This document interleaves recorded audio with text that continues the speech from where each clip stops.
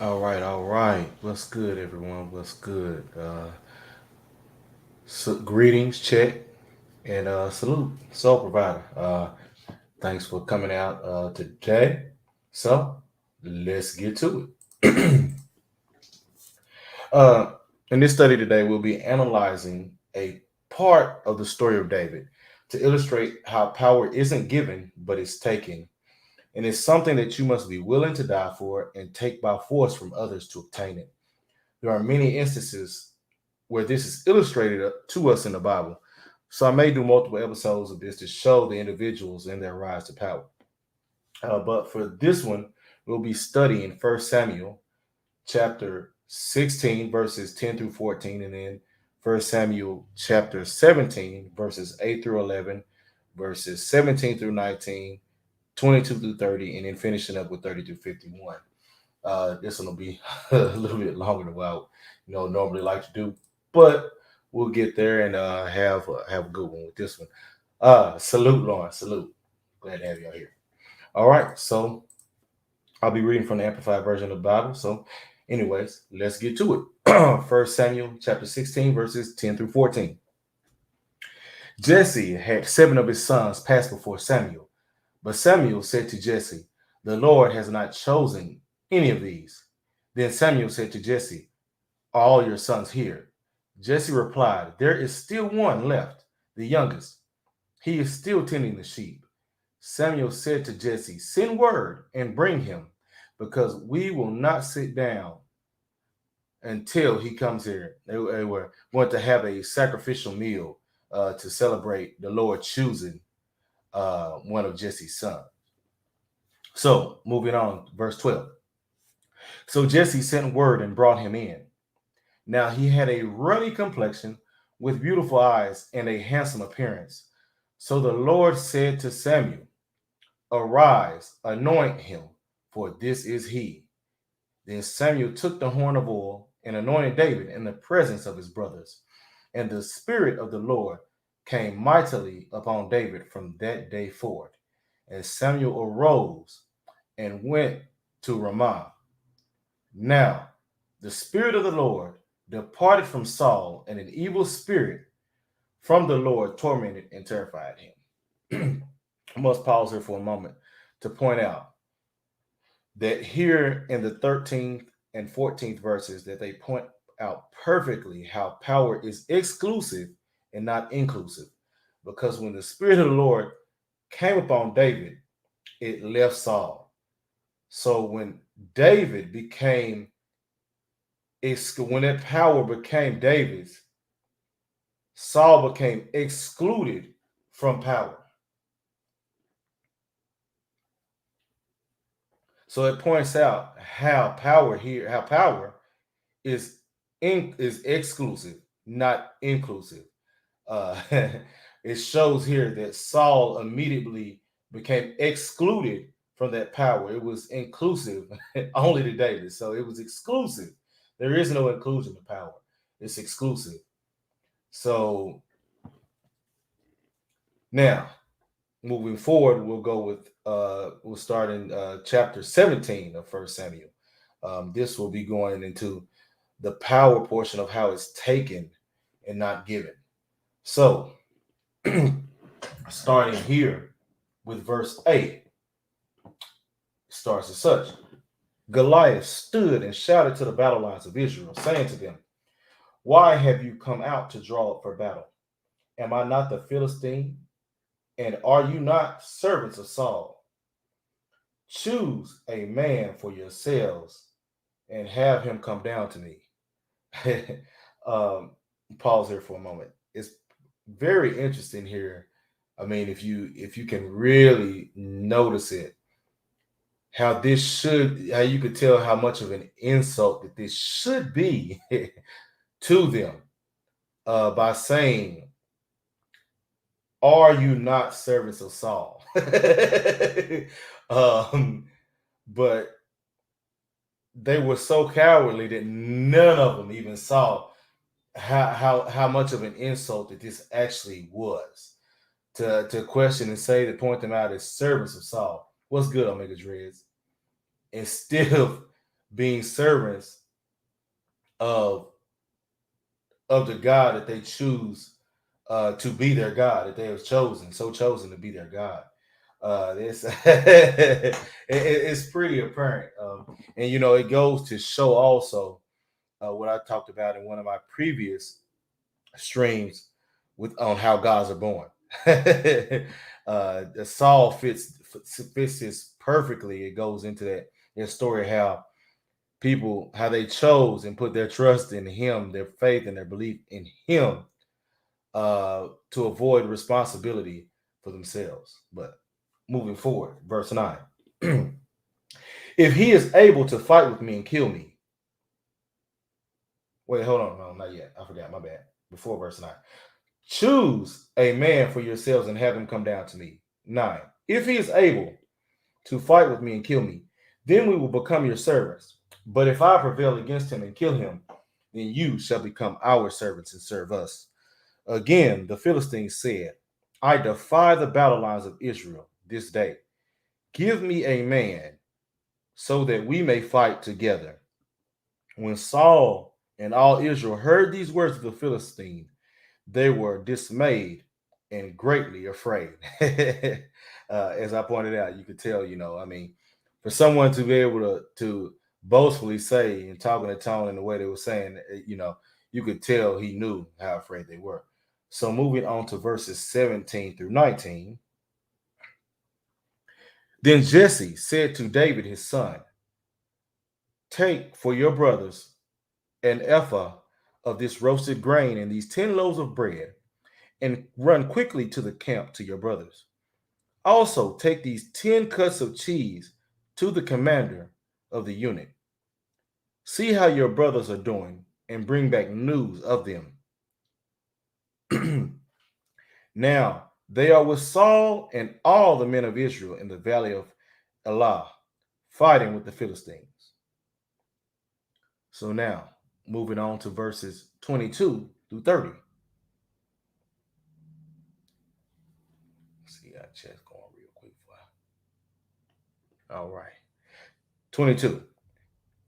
Then David left his provisions in the care of the supply keeper and ran to the ranks and came and greeted his brothers. As he was talking with them, behold, the champion, the Philistine of Gath, named Goliath, was coming up from the army of the Philistines, and he spoke these same words again, and David heard him. When the men of Israel all saw the man, they fled from him and were very frightened. The men of Israel said, have you seen this man who is coming up? Surely he is coming up to defy Israel. The king will reward the man who kills him with great riches, and he will give him his daughter and make his father's house, meaning his family tree, free from taxes and service in Israel. Then David spoke to the men who were standing by him. What will be done for the man who kills this Philistine and removes the disgrace from Israel? For who is this uncircumcised Philistine that he has taunted and defied the armies of the living God? The men told him, that is what will be done for the man who kills him. Now Eliab, the oldest brother, heard what he was saying to the men, and Eliab's anger burned against David. And he said, why have you come down here? With whom did you leave those few sheep in the wilderness? I know your presumption, meaning overconfidence, and the evil of your heart. For you have come down in order to see the battle. But David said, what have I done now? Was it not just a harmless question?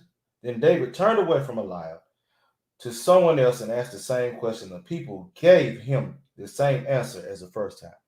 I'm going to pause here for a moment to point out, as we went over in verse 16, how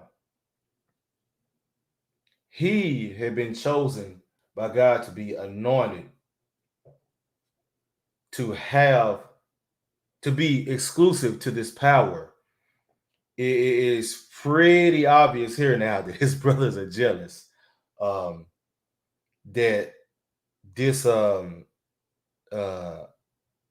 you can say this pretty boy, because when you read the verses, it's how he's pretty much described, would be chosen for such and be anointed, and that they would be celebrating his ascension and rise to power that's soon to be happening.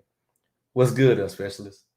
Um, and you could tell it here in the way that his older brother is, yeah, it's just the rhetoric he's spewing towards him because they are in the army and David coming, and when he talks about David's overconfidence, um, I mean, as David should have this confidence, people you could tell they because David's only been in a while, looking after sheep.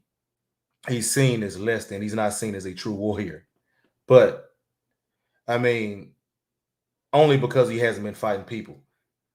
But a warrior that's been fighting nature is a warrior nonetheless. And there's no one that tests you and hardens your survival skills more than nature. Um, to attest to how difficult that nature is so powerful and so hard to come against that the whole reason why you have societies, which is beta in nature, is because betas humans had to come together in order to defeat nature. But to stand a chance against it, because I mean, in the end, I mean, nature can win out anyways, regardless. Um, but to even have that chance, they had to come together to fight against nature, which it just goes to show that it's a double-edged sword for humans. That the greatest the greatest strength for their survival is also at the same thing is at the same time their greatest weakness of having to come together, because the problem with coming together is that they fail to end up seeing that the true enemy is within. But moving forward, um be going now with verses 31 through 51, which heck, I might as well just say 22 to 51, but anyways. 31. When the words that David spoke were heard, the men reported them to Saul, and he sent for him. David said to Saul, let no man's courage fail because of him, meaning Goliath. Your servant will go out and fight with this Philistine. Then Saul said to David, you are not able to go against this Philistine to fight him, for you are only a young man, and he has been a warrior since his youth. But David said to Saul, your servant was tending to his father's sheep when a lion or a bear came and took a lamb out of the flock. I went out after it and attacked it and rescued the lamb from its mouth. And when it rose up against me, I seized it by its whiskers and struck and killed it. Your servant has killed both the lion and the bear, and this uncircumcised Philistine will be like one of them, since he has taunted and defied the armies of the living God. David said, the Lord who rescued me from the paw of the lion and from the paw of the bear, he will rescue me from the hand of this Philistine. And Saul said to David, go, and may the Lord be with you. Then Saul dressed David in his garments and put a bronze helmet on his head, and put a coat of mail armor on him. Then David fastened his sword over his armor and tried to walk. But because he was not used to them, and David said to Saul, I cannot go with these because I am not used to them. So David took them off. And this tells you that David understood the type of warrior that he was. He never had these out in the wild whenever he was fighting bears and lions, protecting the sheep that he had to protect. He had, he had less than that, but he was still capable of killing lions and bears and protecting the flock that he had. So it'd be foolish of him to now to put on tools for battle that he had never used before against a very capable opponent, only to cause himself to be killed by that. So it shows his intelligence here to know, hey, look, man, I ain't putting this stuff on. Thank you. Yes, it was over over cumbersome. That's right, Omega Driz. It was. Yes. He had been fighting with light armor all this time, no point in changing. Exactly. Exactly. So he knew this. So he stuck with what he had all along, which was his best way, which was going to be his best route to success to achieving power and defeating Goliath. So moving forward. Then he took his shepherd's staff in his hand and chose for himself 5 smooth stones out of the stream bed and put them in his shepherd's bag, which he had, that is, in his shepherd's pouch. With his sling in his hand, he approached the Philistine. The Philistine came and approached David with his shield bearer in front of him. When the Philistine looked around and saw David, he derided and disparaged him because he was just a young man with a ruddy complexion and a handsome appearance. Yeah, he looked, yeah, ain't no way this pretty boy gonna beat me. He ain't got, he ain't got no scar. He look like he ain't done no real battle. So the Philistine said to David, "Am I a dog that you come to me with staffs?" And the Philistine cursed David by his gods. The Philistine also said to David, "Come to me, and I will give your flesh to the birds of the sky and the beasts of the field." Then David said to the Philistine, "You come to me with a sword, a spear, and a javelin, but I come to you in the name of the Lord of hosts, the God of the armies of Israel, whom you have taunted. This day the Lord will hand you over to me, and I will strike you down and cut off your head. And I will give the corpses of the army of the Philistines this day to the birds of the sky and the wild beasts of the earth, so that all the earth may know that there is a God in Israel, and that this entire assembly may know that the Lord does not save with the sword of the Spirit, but for the battle is the Lord's, and he will hand you over to us." When the Philistine rose and came forward to meet David, David ran quickly toward the battle line to meet the Philistine. David put his hand into his bag, took out a stone, and slung it, and it struck the Philistine on his forehead. The stone penetrated his forehead, and he fell face down to the ground.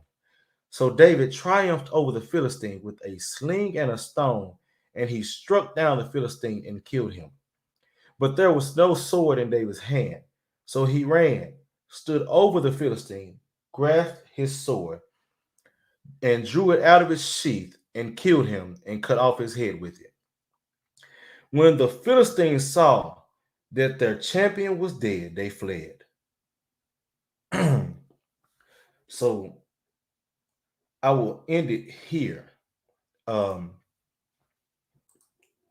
just wanted this to show, to illustrate how, people talk about power all the time in certain different ways, but um, especially colored people, they want to beg and cry and ask for it to be given to them.